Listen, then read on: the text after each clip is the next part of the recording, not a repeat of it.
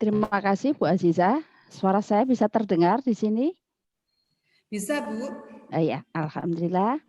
Ini akan saya mulai langsung melalui tayangan PowerPoint yang nanti bisa disimak oleh Bapak Ibu peserta pelatihan MOOC pagi ini. Padahal yang lainnya sudah BNI.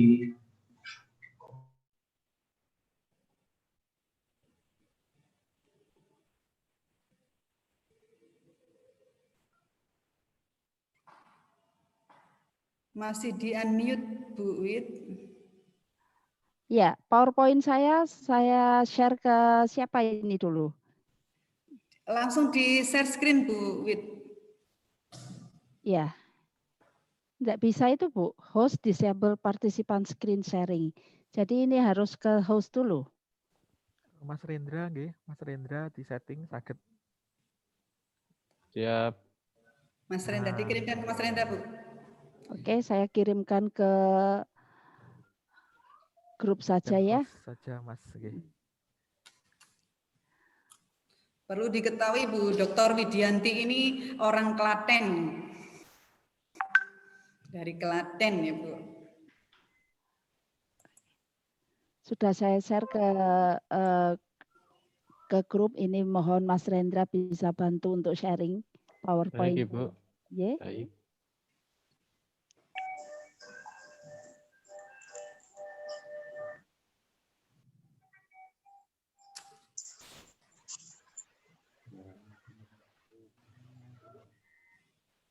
Ini sudah saya setting, Ibu mungkin bisa menampilkan. Ini bisa, oke. Bisa, okay. Oke, Pak. Makasih, Mas.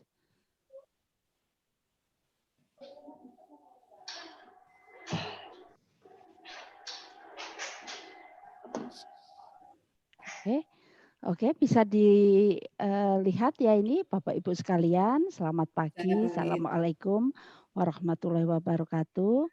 Terima kasih Ibu Moderator, Bu Aziz yang telah membuka acara ini. Demikian pula tadi ada sambutan dari Pak Dr. Makbul Musar selaku Korprodi PPG, di mana kegiatan ini ada di dalam payung Prodi PPG yang terutama di sini akan fokus mengenai pelatihan MOOC, kita membacanya MOOC begitu Ibu, untuk inovasi pembelajaran SD. Untuk inovasi pembelajaran SD ini berarti kita sesuaikan dengan koridor pembelajaran di tingkat Dikdas. Apa saja konten yang akan kita bicarakan di pagi ini? Penjelasan singkat tentang MOOC, kemudian LMS atau Learning Management System, dan e-learning itu sendiri yang nanti akan dijabarkan secara definitif, kemudian bagaimana kita bisa menyetarakan persepsi antara Bapak Ibu sebagai audiens yang saat ini hadir dan apa saja yang nanti akan menjadi materi dari saya maupun dari Pak Andika. Baik Ibu, kita kenali dulu. Di sini masa pandemik memaksa kita untuk bisa berkompromi dengan situasi yang semuanya diandalkan melalui jalinan online. Di jaringan online ini terutama di bidang kita, di bidang pendidikan, memiliki peran penting untuk bisa atau sanggup menyampaikan materi itu dalam nuansa yang menyenangkan, dalam keadaan yang bisa dimaklumi bersama agar apa yang hendak disampaikan oleh guru ini secara keseluruhan juga bisa diterima oleh siswa. Nah, sebagai peserta yang ada di pelatihan saat ini, mayoritas adalah Bapak Ibu guru yang ada di dalam kapasitas sebagai pengampu pembelajaran, maka MOOC di sini memiliki sarana dan infrastruktur yang bisa menjadi rujukan agar apa yang menjadi cita-cita dan harapan kita untuk bisa menyampaikan materi dengan menyenangkan, kemudian secara ofensif ya, ini dapat kita kenali dulu sebenarnya MOOC itu apa. Jadi MOOC di sini menyediakan kursus kelas interaktif dengan forum pengguna, dalam hal ini siswa ya, untuk atau diskusi untuk bisa mendukung interaksi antara peserta didik dengan pengajar. Peserta didik dengan pengajar itu berarti bisa melalui konteks institusi, jadi antara guru dengan siswa, mungkin tutor dengan pembelajar ya, mungkin dosen dengan mahasiswa, serta bagaimana MOOC ini memfasilitasi adanya umpan balik langsung melalui tugas dan kuis sebagai ukuran kemampuan apakah materi itu tersampaikan dan dapat diterima dengan baik. MOOC yang dimaksud di sini adalah, nah ini dia, mari kita kenali dulu. Dari kata M, masif, di sini masif memiliki pengertian bahwa ini memungkinkan peserta didik untuk ikut dan berpartisipasi di dalam suatu kegiatan pembelajaran webinar ya yang jumlahnya bisa mencapai ribuan. Artinya dalam media online ini kalau misalnya Bapak Ibu melihat ada keterbatasan dari jumlah peserta, maka Massive di sini membuka peluang agar peserta yang terlibat atau yang dapat ikut berperan sebagai partisipan aktif di sini dalam jumlah yang besar sampai ribuan. Kalau misalnya ada Bapak A yang Pak Ali contoh Pak Ali membuka kelas matematika pembelajaran mengenai pecahan, maka siapapun yang berminat dengan materi tersebut dan dari manapun asalnya bisa ikut gabung di dalam penyajian materi yang disampaikan oleh Pak Ali tadi. Ya, ini yang disebut dengan massive. Jadi kelas A, kelas B, dari sekolah A, sekolah B, dari yang di Surabaya, di Pasuruan, di Probolinggo, dari yang di Jawa Timur, di Jawa Tengah, everybody bisa masuk di situ. Kemudian open. Open ini siapapun bisa mendaftarkan diri dan mengikuti kursus. Jadi terkait dengan kata massive, di sini tidak ada batasan, asal siapapun yang masuk di situ memang memiliki minat tentang materi yang disampaikan. Kemudian online. Online di sini adalah pembelajaran yang dilakukan secara dalam jaringan. Jadi kalau bahasa kita diterapkan di sini, maka online itu adalah dalam jaringan. Kalau bertemu langsung di sini luar jaringan atau luring, ya, maka online di sini berarti fasilitas yang kita gunakan di sini itu di dalam online system, ya, tergantung dari jaringan dan koneksivitasnya juga. Kemudian yang terakhir C atau course. Course di sini adalah kelas yang ditawarkan dan bisa bersifat formal atau informal. Jadi itu bisa berupa lembaga pendidikan formal, tempat kursus, kemudian tutorial misalnya atau pelatihan ya. Ini tidak terbatas dalam bentuk sekolah yang sifatnya formal saja. MOOC di Indonesia, di sini contoh yang bisa Bapak Ibu temui di sini ada Spada, ada rumah belajar, dan yang mungkin lagi viral dan banyak ditawarkan di media sosial, di TV itu Ruang Guru, di Zenius, di Ruang Guru itu ditawarkan dalam grade kelas berapa saja, ya, termasuk bagaimana Bapak Ibu bisa memanfaatkan atau memilih materi belajar apa yang diikuti. Bapak Ibu peserta, MOOC di sini sebetulnya sudah mulai dirintis tahun 2013 dalam blended learning yang dirintis di MIT. Oh ya, ada apa, Bu? Jadi yang sebetulnya kita menjadi amat sangat terpaksa karena pandemi, ini sudah mulai dilakukan tahun 2013 dan ternyata dari penelitian tersebut efektivitas atau daya pemahaman ini bisa dicapai secara maksimal dengan beberapa prasyarat yang bisa kita pelajari dari hasil-hasil ya? penelitian. Beliau udah kayak ini saya pas web meeting dua kegiatan ini, Bu. Coba saya carinya ya.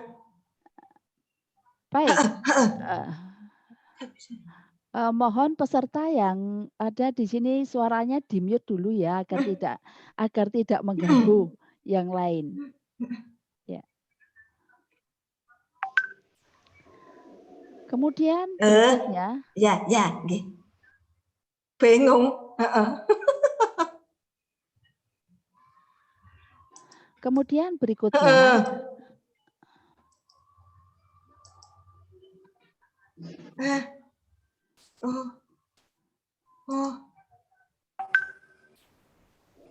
Ya, Bu, ya. Nggih, terima kasih banyak ya, ngapunten. Nggih. Enggak. Nggih.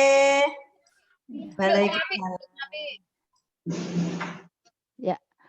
Nah, berikutnya di sini kita akan kenali juga yang dimaksud dengan MOOC dan flip classroom, di mana flip classroom di sini adalah kata flip itu kan berbalik.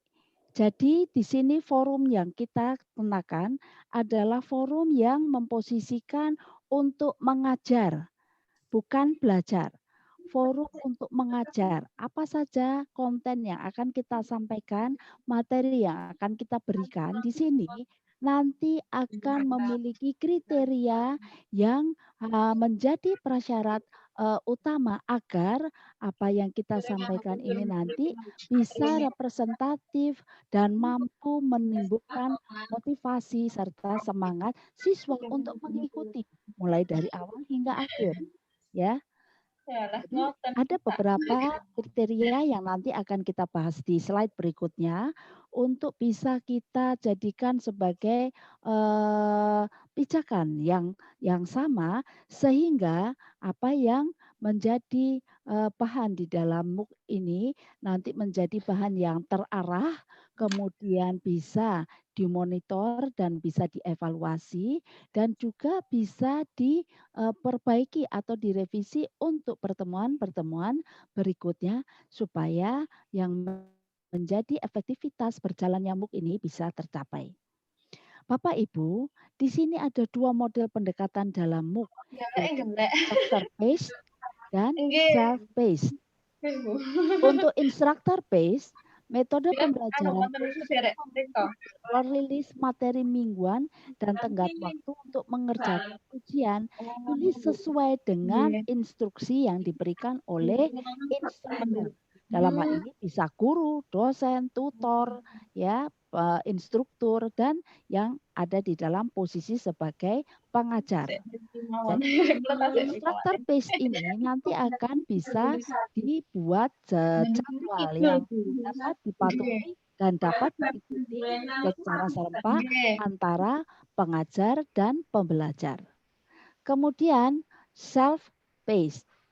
Kalau untuk self-paced di sini pembelajaran kursus atau kelas dapat diakses oleh peserta didik kapan saja, tidak ada jadwal rilis materi mingguan. Jadi ini dia bisa menyelesaikan kelas, konten, kapan saja yang hal-hal ini yang dari MIT itu diberlakukan di 2013 Ini ternyata kalau misalnya tidak mengikuti pekerjaan ini harus di sekolah, bisa di rumah, mungkin di rumah dia tiba-tiba kreativitasnya dapat timbul atau dia bisa menikmati kesunyian rumah itu untuk bisa mengikuti materi secara online ini dengan maksimal, begitu ya. Nah, ini kemudian berikutnya adalah bagaimana kita mengetahui bagian dari MOOC. Ya, apa itu LMS? Bagian dari MOOC diantaranya adalah LMS. Ya. LMS di sini adalah aplikasi perangkat lunak ya, yang dipakai untuk pembelajaran di antaranya di sini secara e-learning program. Jadi fitur wajib LMS kalau yang ada di UM ini LMS itu sudah diberlakukan melalui aplikasi yang disebut Si Pejar untuk unggah konten, kemudian untuk evaluasi, kemudian untuk presensi, ya, yang bisa dimanfaatkan dan bisa dikontrol aktivitas pembelajarannya. Nah, di dalam LMS, poin-poin yang Bapak Ibu bisa lihat di slide saya, di sini antara lain adalah LMS untuk layanan self-service dan self-guide, ya, kemudian mengkonsolidasikan inisiatif pelatihan dengan platform berbasis web scalable. Jadi istilahnya di sini nanti di LMS akan bisa Bapak Ibu manfaatkan juga untuk berkomunikasi atau berdiskusi. Jadi di sini memang ada konten icon-icon yang bisa kita manfaatkan secara maksimal, termasuk diantaranya unggah soal, kemudian bagaimana para peserta ini nanti akan mengembalikan soal-soal tersebut dan bisa diukur ketepatan waktu unggahnya dan apa saja yang bisa dijadikan sebagai warning peringatan apabila unggahan jawaban itu terlambat. Ini contoh misalnya seperti itu. LMS yang bisa kita ikuti dan free di sini bisa diikuti dan diunduh seperti Edmodo, Google Classroom yang ada di bagian dari Google, ya, kemudian ada Moodle, ya. Nah, ini yang bisa kita contoh-contoh yang bisa Bapak Ibu gunakan dan salah satu contoh-contoh untuk LMS-nya adalah seperti itu tadi. Bapak Ibu, di sini contoh yang ada di batasan Google Classroom. Monggo kita cermati dulu di sini. Ternyata anu nggih wonten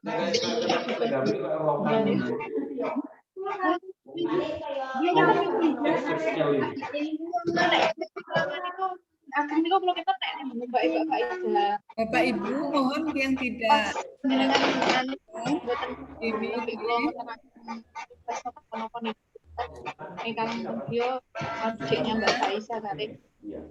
Ya. Siapa ya namanya? Mengenai batasan Google Classroom. Ya. Ya, batasan Google Classroom di sini adalah ini Mbak saya ya, sudah. mohon di mute. Oh, iya. Moga Bu Win. Iya. Baik. Ya peserta Bu, mohon diinfokan suaranya enggak jelas. Dengan penjenengan anu lho Bu, penjenengan infokan yang bersuara. Iya. Jenengan niku nggih. Kalau ini Mbak.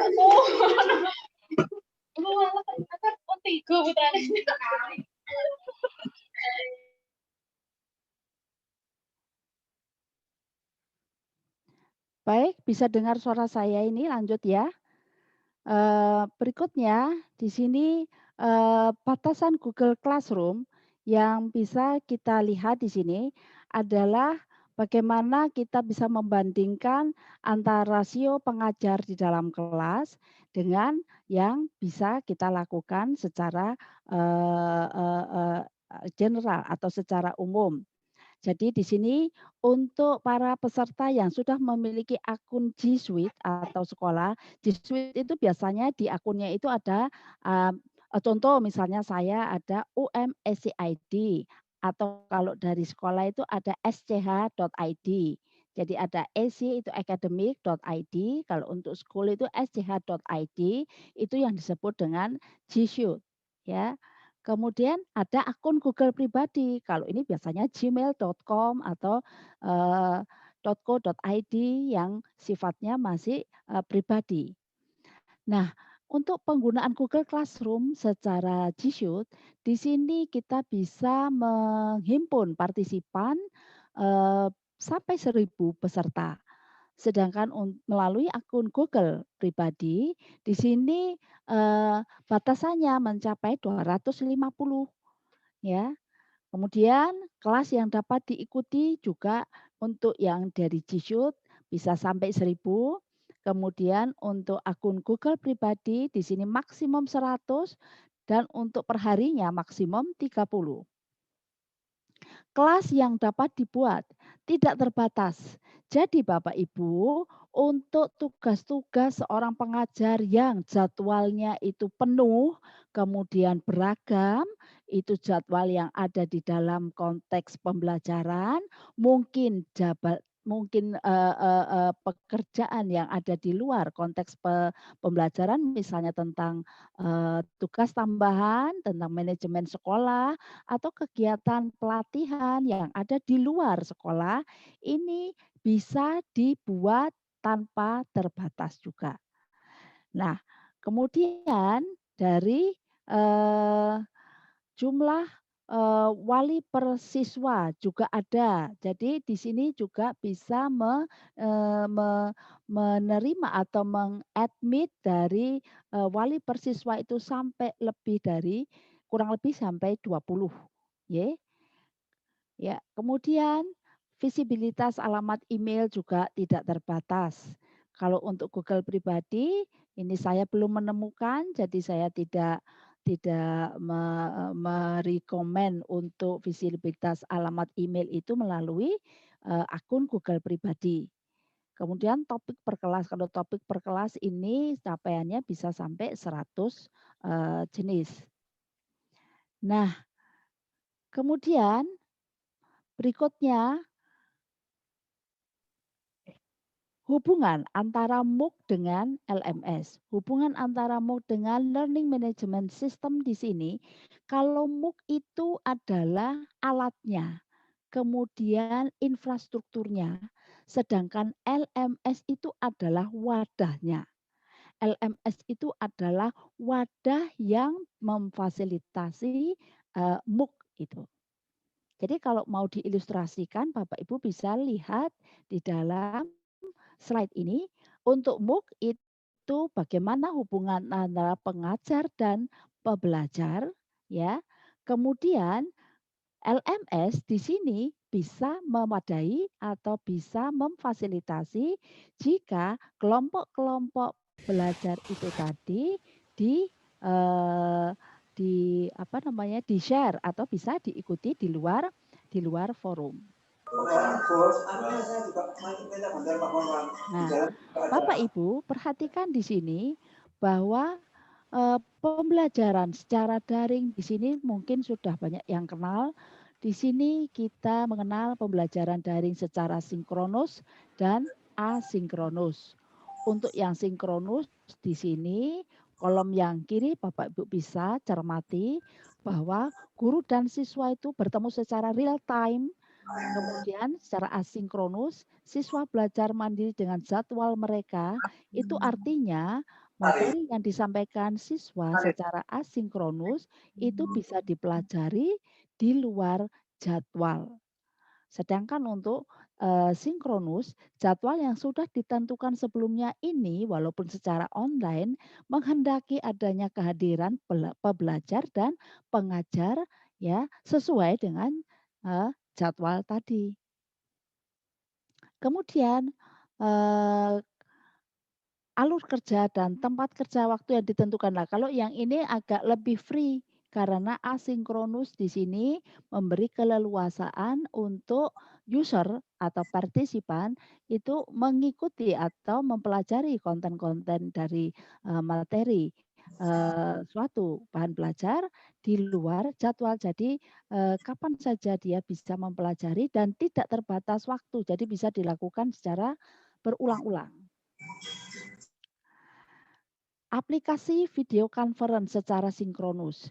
Nah, untuk beberapa aplikasi di sini diantaranya ada keterbatasan jumlah yang apabila suatu pembelajaran daring di sini atau mungkin webinar mungkin yang merupakan bagian dari MOOC ini dilakukan dengan jumlah partisipan yang besar, maka konten di dalam contoh misalnya saya langsung pakai saja di aplikasi Zoom ini biasanya diiringi dengan streaming di YouTube. Di streaming di YouTube tapi di streaming YouTube itu tentu akan ada kolom yang bisa digunakan untuk aktivasi Q&A, jadi question and answer ya. Itu kemudian ada link presensi ya, ada link presensi, ada kolom Q&A yang secara tidak langsung menyamakan posisi antara yang hadir di YouTube streaming maupun yang ada di Zoom. Begitu. Nah, ini pengembangan contoh di langkah pengembangan kelas daring. Yang pertama, kita prepare dulu Bapak Ibu untuk menyusun silabus, membagikan bahan ya, kemudian merekam bahannya secara segmented, kemudian pengaturan gawai audio dan video. Jadi kalau misalnya mau ambil take shoot dari video itu gawainya sudah dipersiapkan. Jadi ada headset, kemudian kalau misalnya Bapak Ibu ada di ruangan yang dekat dengan cahaya matahari, ini angle untuk bisa sampai ke wajah kita itu juga harus terang, bersih. Kalau misalnya di ruang yang kurang pencahayaannya bagaimana? Mungkin bisa dibantu dengan lampu yang sorotnya bisa ke wajah, misalnya seperti itu. Sebentar. Yeah.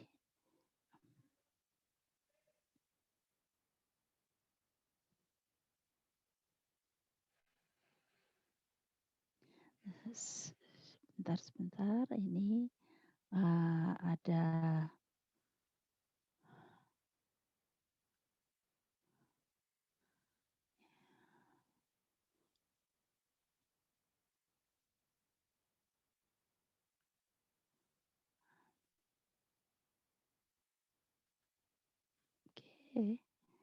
oke, ini untuk sebentar saya stop dulu sharingnya. Ini ada yang perlu saya lakukan.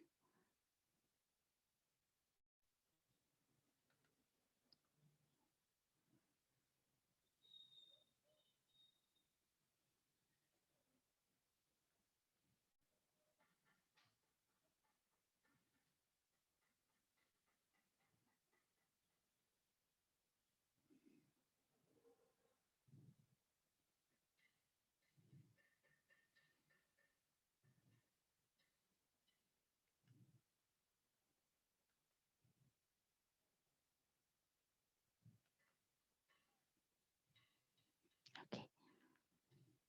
Lah ya papan iku. Waduh Bapak kecil mana itu. Waduh ketemu ning enggok-enggokan ya. Sana ini tambah waduh adoman milih. Enggak tahu feelingnya begitu. Saya enggak ada feeling sama sekali di kota. Sekolahan orang sesek kabeh. Dari 8 sekolah saya buka. Lowongan jadi bersari bisa. Sukoharjo 2, SMP 23, SMP 27, SMP 22.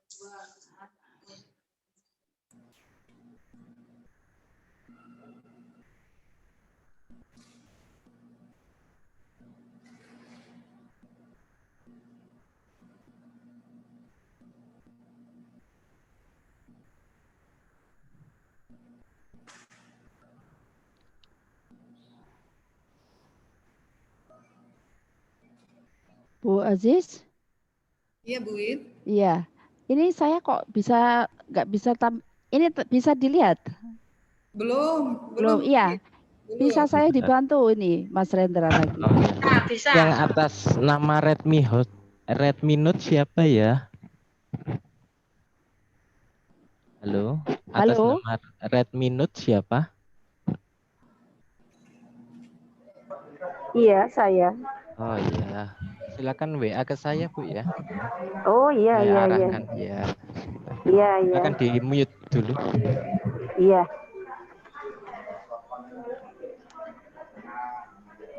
Wit, ada kesulitan? Iya, ini saya enggak bisa unggah ininya, Ibu. WA nang ngene Mas. WA nang Ditunggu ngene Mas. sebentar Enggak ya. bisa Bapak screen Ibu. share lagi. Ya, baik, ditunggu sebentar. Nggih. WA nang Mas.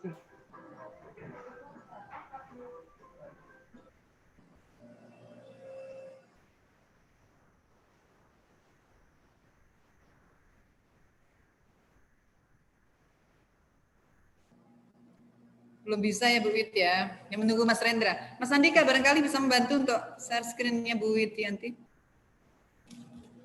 Oke, karena Sudah dikirim Bu? bisa ini masih di hostnya, oke. Masih di hostnya ini. Masih di host. Nunggu Mas Rendra berarti. Ya Bu. Jadi sebentar. intinya kita tidak boleh pelit ya Bu ya dengan emosi ini. Ya, betul Ibu. MOOC itu nanti akan bisa kita manfaatkan semaksimal mungkin justru untuk membantu kita ya mengorganisir apa saja yang menjadi kegiatan kita terutama dalam pembelajaran. Jadi istilahnya materi kemudian bisa kita manfaatkan juga untuk forum-forumnya yang kadang-kadang kalau tidak dikarenakan pandemi ini kita tidak tahu bagaimana cara memanfaatkannya. Ini yang banyak saya dengar keluhan bahwa pembelajaran secara daring yang di dalam payung work from home ini ternyata membuat pengajar itu makin lelah, Bu Aziz. Ya, Bapak Ibu guru juga demikian. Jadi makin lelah karena kita ada di rumah ini ternyata tidak lepas dari gawai laptop, kemudian kita tidak lepas dengan pekerjaan-pekerjaan yang berhubungan atau di instruksi yang ada di HP kita. Nah, itu secara tidak langsung membuat program pembelajaran, program-program kegiatan kita itu kadang-kadang justru lebih dari jam kerja yang ditentukan atau yang menjadi kewajiban kita. Sampai malam itu kadang-kadang Bu Aziz. Ya. Sudah bisa ini? Belum bisa?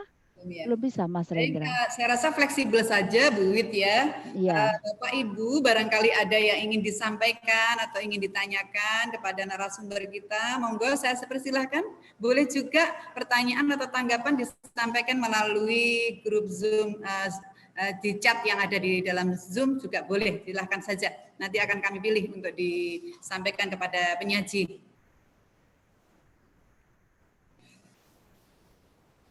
Monggo Ibu, Bapak. Ya, Bapak Ibu. Jadi di sini pembelajaran online itu memang menginginkan dan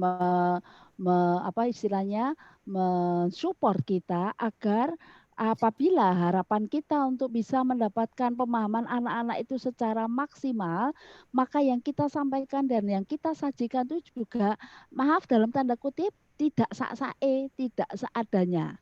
Pencahayaan harus jelas, kemudian suasana walaupun tidak harus di studio, tetapi suara harus terdengar jelas, bebas dari gangguan. Dan kalau video atau konten dan materi kita yang disampaikan itu menarik, ya video kita yang diunggah di YouTube itu menarik, maka hal ini akan bisa memicu mereka agar yang kita sampaikan itu bisa diikuti mulai dari awal hingga akhir. Dari penelitian, maksimal itu efektivitas yang bisa diikuti oleh anak-anak terutama di tingkat dasar itu hanya sampai 19 menit. Hanya sampai 19 menit itu terukur betul loh secara statistik. Jadi kalau kita bikin konten, kemudian durasinya sampai lebih dari 30 menit, apalagi jam-jaman, ya saya tidak bisa jamin itu apakah betul diikuti atau tidak. Jadi kalau misalnya ada feedback itu kemudian menyatakan, iya kami bisa mengikuti, itu sebetulnya diragukan karena kita tidak bisa melihat langsung betul tidak itu diikuti secara keseluruhan. Jadi kita melihat tayangan lebih dari 30 menit, 45 menit, itu sebetulnya maksimalnya juga sudah amat sangat terbatas. Baik Bu Wit, ini sudah tampil. Oh iya, ini sudah dibantu oleh Mas Rendra. Jadi saya lanjutkan, Bapak Ibu nanti melalui panitia jika berkeinginan untuk mendapatkan PowerPoint ini bisa menghubungi melalui panitia, jadi melalui Ibu Aziz bisa, atau ada di kontak person yang Bapak Ibu bisa hubungi di bannernya, di flyernya itu. Ya Bu Wit, nanti kami kirimkan beserta sertifikatnya. Oh iya, Bu Aziz. Baik, ini untuk berikutnya apa itu sebetulnya segmen yang ada di dalam MOOC. Jadi ini kita bagi menjadi kata-kata clue yang mudah diingat. Smart di sini spesifik. Spesifik itu artinya itu khusus ya. Kemudian bisa dijadikan sebagai tujuan secara langsung, bisa di tujuan secara langsung. Kemudian measurable artinya terukur, bisa diukur. Kemudian attainable, di attainable ini juga bisa terukur. Kemudian relevan, jadi memang bisa terkait dengan materi yang menjadi peminatan atau konsentrasi. Dan time based, nah ini tadi time based itu artinya semuanya berbatas waktu.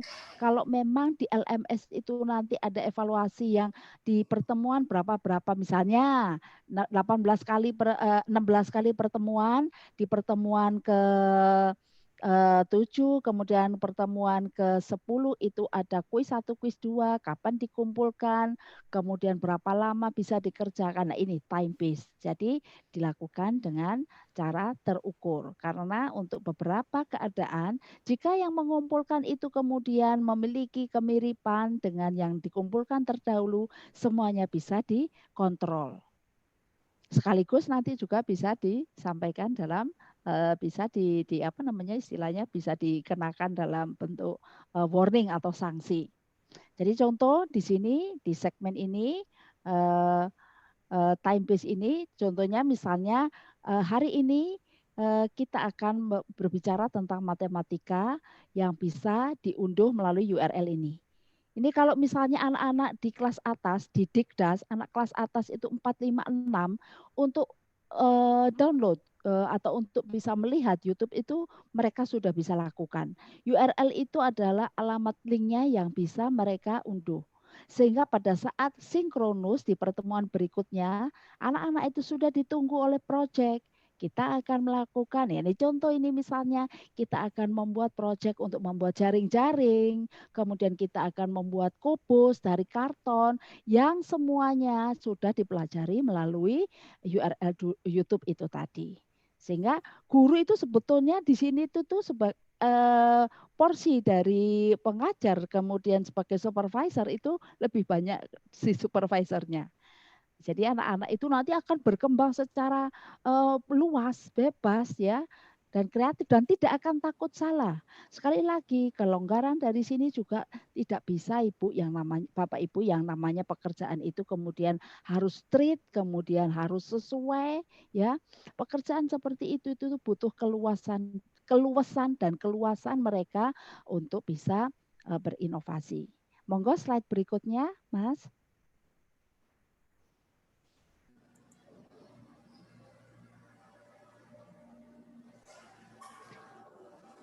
Untuk unggah YouTube juga suara harus jernih, jelas, jadi tidak berdengung.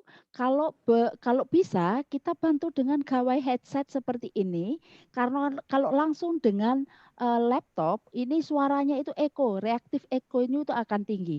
Jadi suaranya bisa ngung lah. Kalau sudah seperti itu Ibu, kemudian gambar buram karena tidak fokus, pencahayaan kurang, membuat kualitas video kita itu jadi tidak menarik. Bagaimana anak-anak mau melihat dari awal hingga akhir? Dilihat misalnya Pak gurunya, Bu gurunya itu sebetulnya enak cara menyampaikannya, lucu ya, tetapi kabur gambarnya, suaranya tidak jelas, dekat jauh, misalnya seperti itu. Nah ini yang nanti akan membuat mereka tidak nyaman untuk mengikuti sampai akhir. Slide berikutnya, Mas Rendra.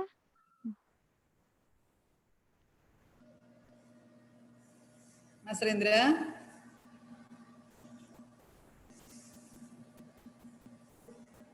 Halaman berikutnya, Mas Rendra. Ini karena sudah dibantu sama Mas Rendra, jadi saya tidak bisa ke slide berikutnya ini, hostnya.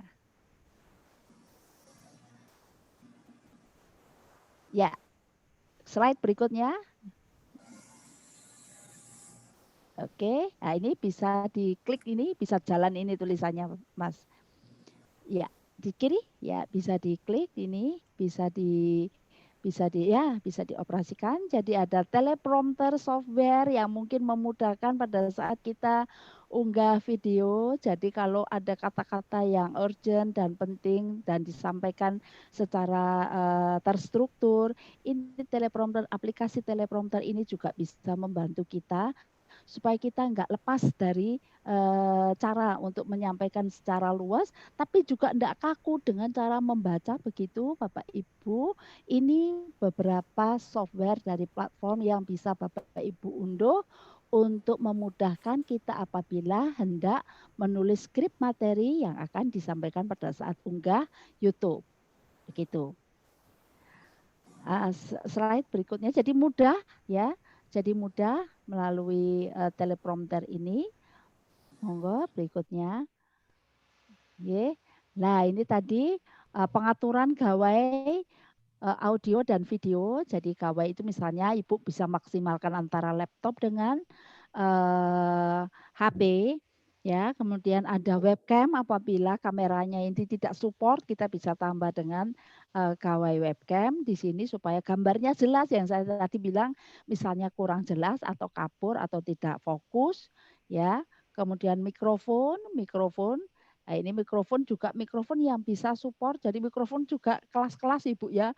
Kalau mikrofon yang bagus banget itu di kuping juga enggak sakit ya pada saat terpasang karena pengalaman untuk jenis pembelajaran daring ini kadang-kadang kita mesti dengarkan dan berhubungan dengan laptop itu mulai dari jam 7 pagi, stop waktu isoma sampai sore sampai malam. Hanya tersita waktu-waktu untuk istirahat, sholat, dan makan. Ini kalau enggak nyaman mohon maaf di telinga itu juga enggak nyaman, sakit sehingga mungkin ada yang bisa pakai ada spons supaya kita bisa lebih fokus dan suara kita juga mungkin suaranya pas-pasan ya Bu ya, tapi kalau dengar suara itu kok jadi enak. Nah, ini jadi semangat lagi begitu.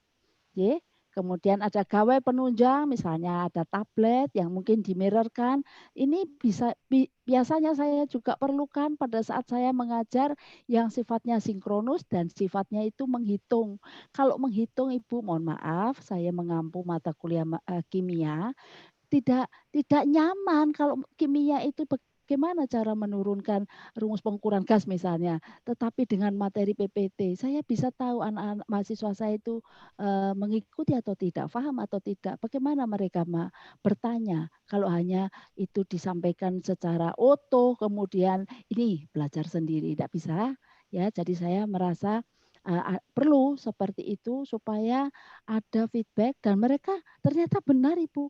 Bu itu cara menghitungnya bagaimana? Bu hitungannya Ibu salah. Jadi saling kontrol.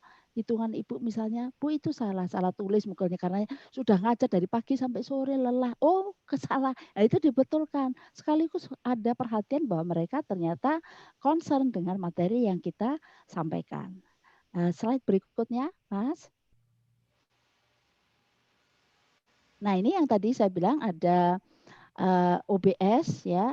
kemudian ada VLC, media player, kalau ini untuk fasilitas untuk merekam, dan yang paling mudah ini OBS, jadi Open Broadcast Software, itu karena gampang, kemudian free download, ya, jadi kita tidak khawatir untuk melanggar hak cipta, karya cipta siapapun. Kita bisa everybody can use, misalnya seperti itu. Berikutnya, Mas.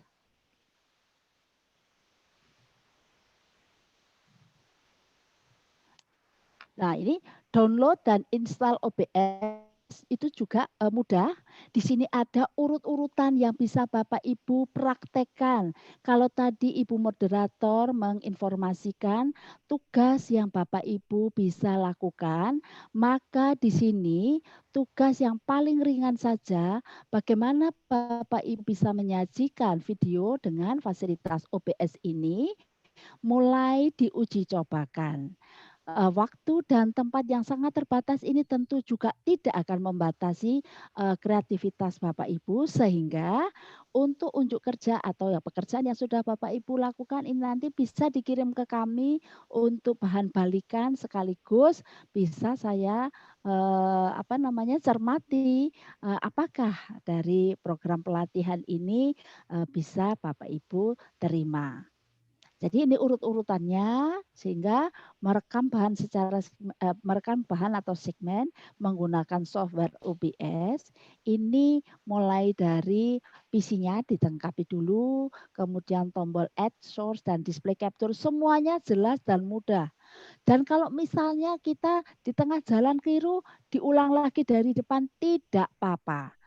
Ya, untuk hal-hal yang sifatnya numerik, hal-hal seperti ini tentu tidak akan menjadi hambatan.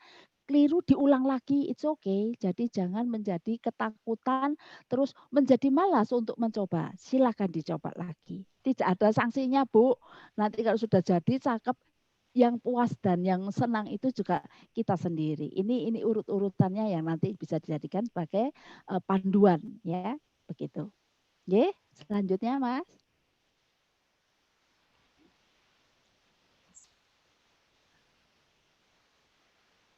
Nah, baik, ini bisa diklik juga, Mas Rendra. Ini OBS itu dipilih karena selain bersifat open source software, juga gratis yang saya bilang itu tadi, dan kemudian unit interface-nya mudah, user interface-nya mudah, itu artinya ramah. Ramah itu mudah difahami. Bahasa Inggris jangan menjadi halangan juga, karena yang kita lakukan di sini semuanya bisa diurutkan sesuai dengan panduan yang tadi di share di slide sebelumnya. Nah, ini kalau misalnya PowerPoint ini nanti sudah sampai ke tangan Bapak Ibu, insya Allah nanti ini bisa juga dipakai sebagai pedoman bagaimana kita membuat OBS, memanfaatkan OBS untuk bisa membuat video. Dan Bapak Ibu sekaligus juga bisa memasukkan hasil produk video melalui OBS ini ke Google Calendar Bapak Ibu untuk jadwal-jadwal kegiatan pembelajaran, sehingga itu nanti yang tidak menjadi beban kita. Jadi kalau seharian Bapak Ibu itu sudah persiapkan ini untuk pertemuan 1, pertemuan 2, pertemuan 3 setelah buat, kita taruh atau kita letakkan di LMS. Kalau misalnya Ibu punya Google Calendar, taruh di situ. Sehingga kita tinggal klik, dan pada saat diklik anak-anak siap, kita juga ready. Materi juga ada. Tidak payah buat kita lagi untuk berkompromi dengan keadaan ini. Sekalipun jadwal kita itu penuh, padat, misalnya seperti itu. Ya. Kalau misalnya di tengah jalan nyandet bagaimana? It's okay. Ya, kalau nyandet entah koneksi, entah ini tadi ada minta izin sebentar, hal itu nanti yang akan amat sangat dimaklumi oleh peserta. Amat sangat dimaklumi oleh peserta. Entah itu nanti dibuat kesepakatan dalam bentuk tata tertib, monggo Bapak Ibu terapkan, terutama untuk anak-anak. Ini kalau misalnya ramah seperti kita berhubungan langsung dengan mereka, mereka juga akan nyaman, merasa diperhatikan. Jadi tidak hanya nun sewu ya Bapak Ibu, wungkulan dalam bentuk PowerPoint, wungkul dalam video. Lihat, pelajari, rangkum. Kasih lagi, Lihat, pelajari, rangkum. Kalau seperti itu ya enggak kena. Ya, enggak kena materinya nanti. Monggo selanjutnya Mas Rendra.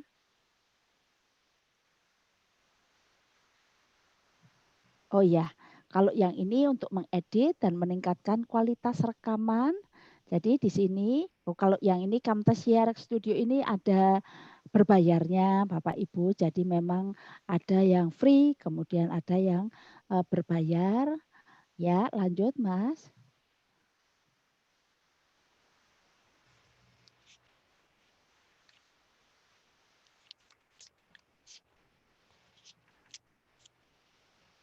Mas Rendra, lanjut slide berikutnya. Ya. Nah, ini untuk mendapatkan izin. Nah, untuk mendapatkan izin hak cipta copyright ini perlu juga Bapak Ibu camkan di sini.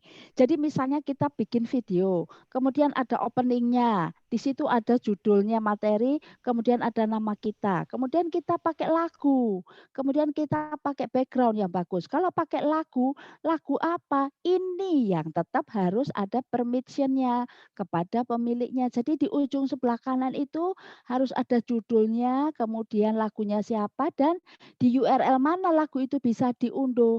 Kalau itu misalnya bisa kita anonimkan dengan jurnal, mencantumkan atau untuk mendapatkan izin itu seperti kita mensitasi jurnal. Supaya kita tidak dianggap melanggar hak cipta. Pakai lagu seenaknya kemudian dipakai untuk hal-hal yang bersifat pribadi atau untuk kepentingan sendiri. Jadi tetap harus ada apa ya istilahnya tata krama untuk bisa mencantumkan lagu atau sumber lagu ya yang bisa diunduh secara online itu di ujung dari space untuk bisa yang ada di tayangan. Jadi mencantumkan citasi sumber online, elemen rekaman seperti YouTube-nya atau websitenya. Nah, ini yang merupakan satu apa ya istilahnya kulon nuwunnya kita untuk bisa menggunakan lagu tersebut ya. Supaya kita tidak ada urusan di belakang karena asal comot. Oke, monggo slide berikutnya, Mas. Nah, untuk menyusun kuis paket soal, Bapak Ibu bisa memanfaatkan Google Form yang ada di Google Apps. Jadi di Google Apps itu ada macam-macam, ada Google Meeting, ada Google Classroom, ya ada Google Drive, ada Google Classroom. Monggo dibuka, ya. Kemudian kita coba di mana untuk Google Classroom ini sekaligus kita bisa menyusun kuis atau paket soal yang durasi waktunya serta durasi waktu pengerjaannya serta waktu pengumpulannya bisa dijadwalkan. Jadi lebih apa namanya lebih terorganisir ya mengenai reward sama pengurangan nilai bukan punishment ya mengenai pengurangan nilai kalau tidak dikumpulkan secara tepat waktu itu nanti bisa disampaikan juga di apa namanya aturan ya ada di Google Classroom ada kok kayak ikonnya sendiri di situ juga ada. Ye lanjut Mas.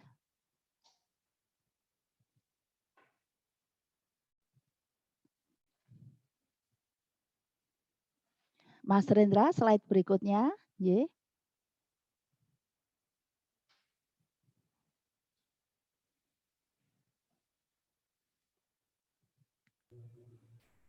Halo. Mas Rendra. Halo. Baik, sebentar. Ye. Pindah lokasi nih Bu, karena ada orang membangun, pelaksanaan pembangunan. Oh alah, J. Ya lanjut Mas ya. Oke, ini untuk mengunggah rekaman. Untuk mengunggah rekaman di sini Bapak Ibu bisa memilih di antara platform yang ada. Di sini ada lewat YouTube, kemudian ada di cloud storage, ada di lewat Google Drive, OneDrive, di Dropbox juga boleh.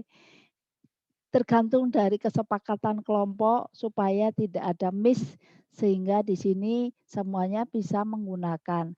Kalau diberikan aplikasi-aplikasi baru yang tidak familiar, kemudian ada beberapa yang tidak familiar, maka sebaiknya gunakan saja yang lebih mudah dan lebih familiar.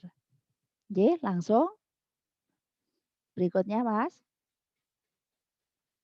Nah, ini cara untuk unggah videonya. Jadi nanti sekali lagi melalui Ibu moderator, kawan-kawan peserta pelatihan ini nanti bisa memanfaatkan dan menguji cobakan. Jadi mungkin nanti kita buat yang satu melalui OBS tadi, yang ini untuk unggah video. Monggo Bapak Ibu coba supaya penyampaian materi Bapak Ibu nanti lebih menarik, lebih bervariatif, dan lebih berkualitas. Kita buat video yang bagus ya.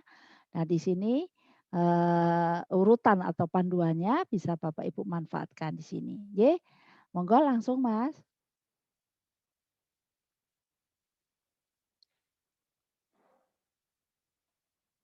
Ya, klik berikutnya.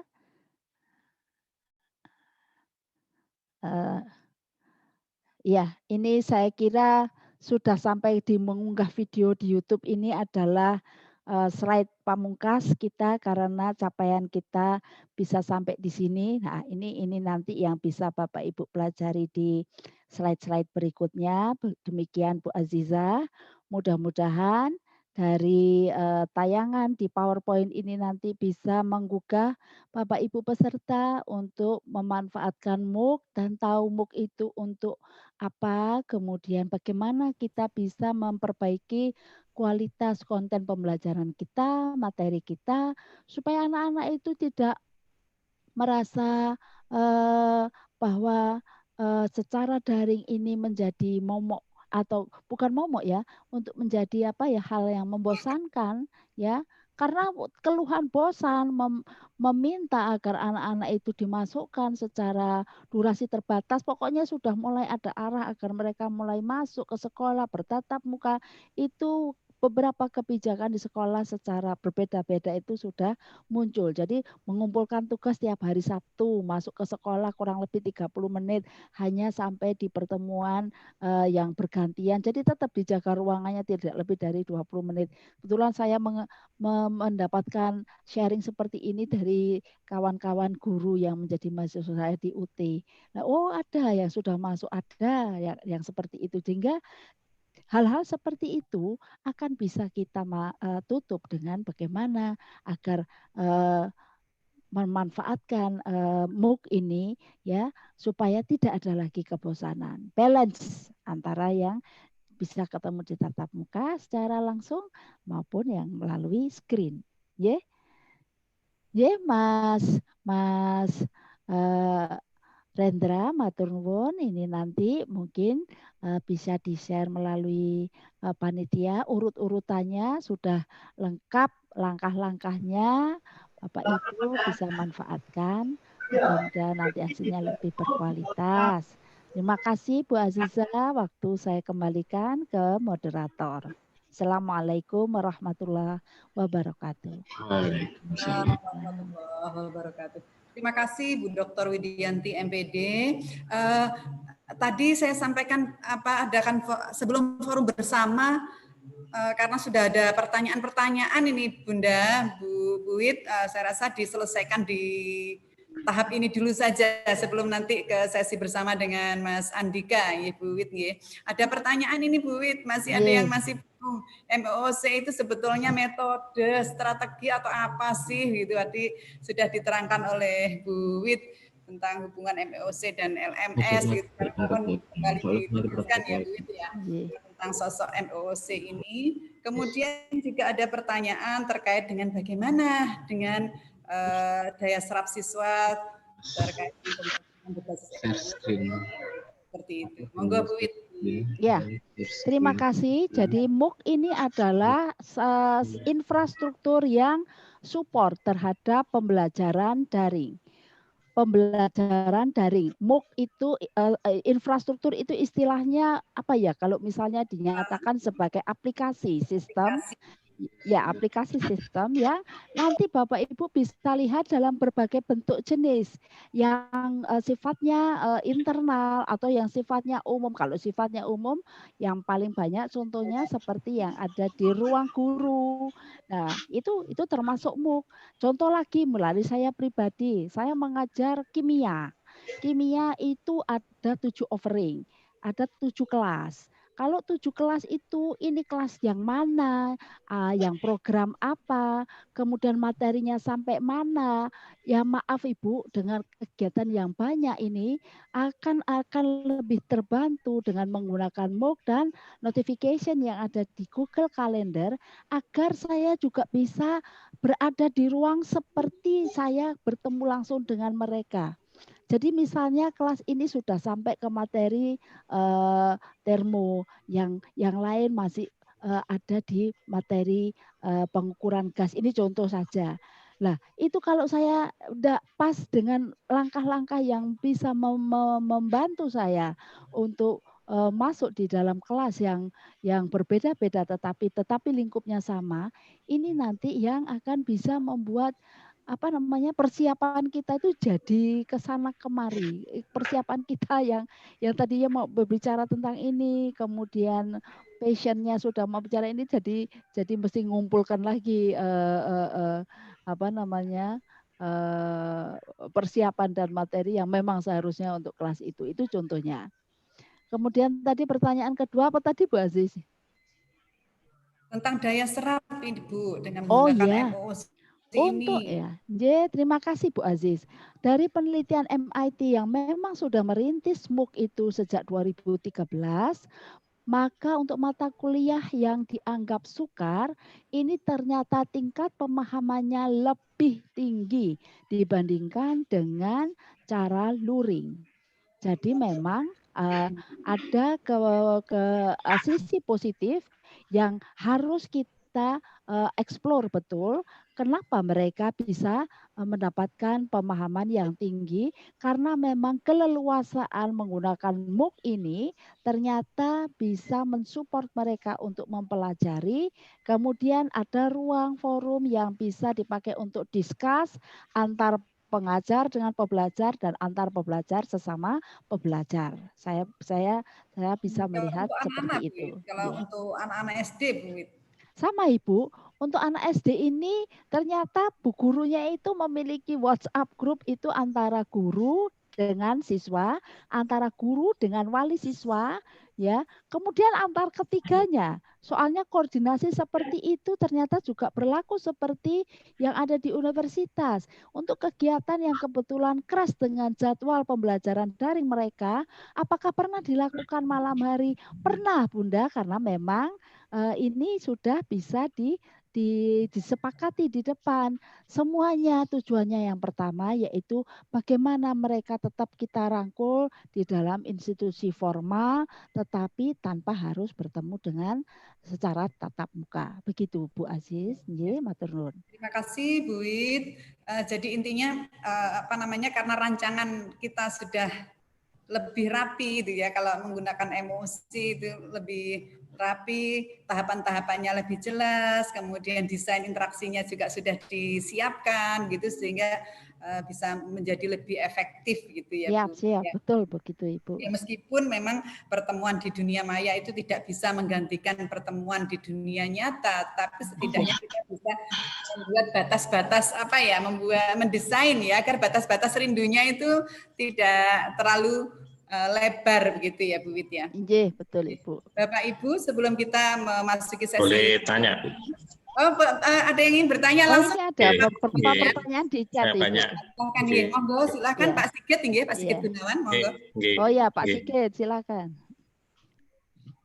Assalamualaikum warahmatullahi wabarakatuh, Bu. Waalaikumsalam warahmatullahi wabarakatuh. Assalamualaikum warahmatullahi wabarakatuh. Waalaikumsalam warahmatullahi wabarakatuh. Ini menarik karena banyak baru saya tahu tentang walaupun kami di posisi pinggir, kami sudah mencoba untuk membuat pembelajaran secara daring secara menyeluruh karena dalam kondisi pandemi.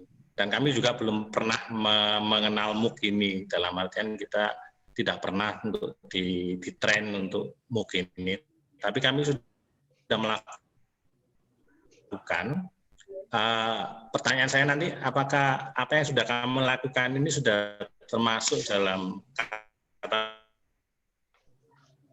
kategori MOOC ini, atau ya karena kan di dunia maya itu kan banyak untuk kita. Ya Pak, suaranya terputus-putus ya. Nah kebetulan, saya itu kan mulai unggah video ke pembelajaran gitu. Itu sudah tahun 2019, 2018, 2019. Itu kita coba unggah video pembelajaran. Nah kebetulan pada tahun 2020 itu pandemi. Akhirnya kita modifikasi dengan Google Classroom. Dengan Google Classroom kita buat classroom-nya itu menjadi per hari. Artinya hari Senin kita buat kelas sendiri, hari Selasa, Rabu sampai hari Jumat. Nah di situ juga kemudian ada video pembelajaran yang kita unggah, kita link ke YouTube channel saya. Promosi ya Bu? Iya. Gun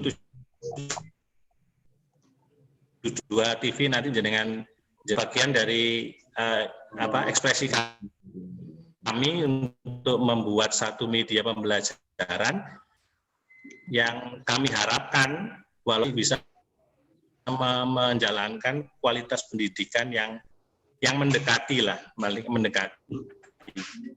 Dan saya tidak pernah berputus asa bahwa sungguh-sungguh kita akan bisa menyampaikan materi, bisa membelajarkan anak-anak sesuai dengan yang kita alami. Karena kan ini kan hanya media saja, masalah media. Kalau kita ketemu kan medianya bahasa, gerak tubuh dan sebagainya. Tapi kalau tidak ketemu begini, ini kan medianya sebenarnya ada gitu. Nah ini kita coba gali.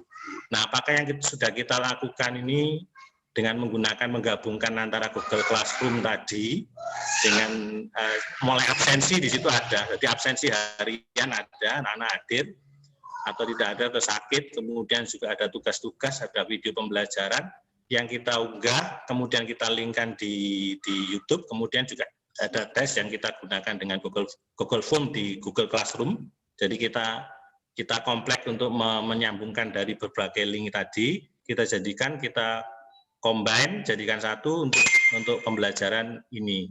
Nah, kemudian jenengan menyampaikan adanya MOOC ini.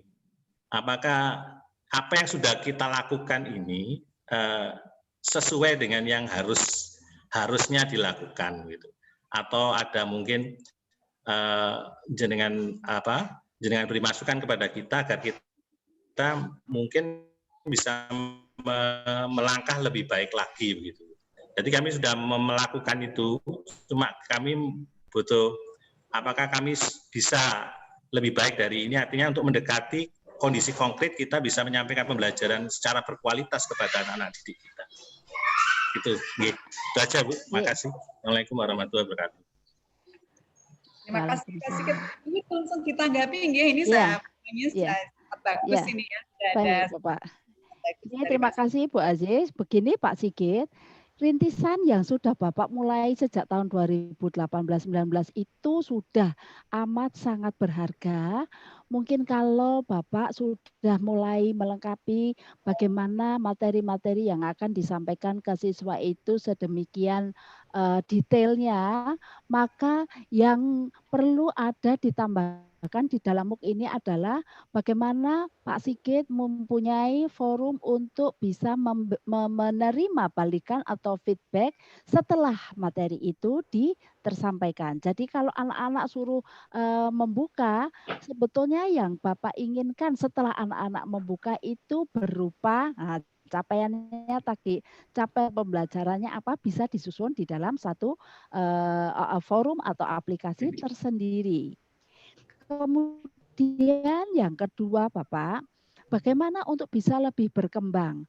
Begini Bapak, kata massive open online course ini berarti nanti akan membuka peluang jika di sini nanti akan ada kegiatan monitoring dan evaluasi, baik itu secara internal oleh Bapak Kepala Sekolah atau supervisor atau penilik maupun eksternal. Kalau eksternal itu bisa ditinjau misalnya mana bukti dari pembelajaran daring yang dilakukan di sekolah ini. Pak Sigit sudah bisa membuat massive open-nya itu, MOOC-nya itu tadi dengan cara membuat massive yang pada saat jadwal tertentu, maka siapapun yang nanti berposisi sebagai monitor, penilai atau supervisor bisa masuk ke ruang Bapak tanpa harus ada permitnya. Dan itu nanti yang akan bisa memudahkan kita untuk bisa mengkaitkan antara belajar, pembelajar, pengajar, dan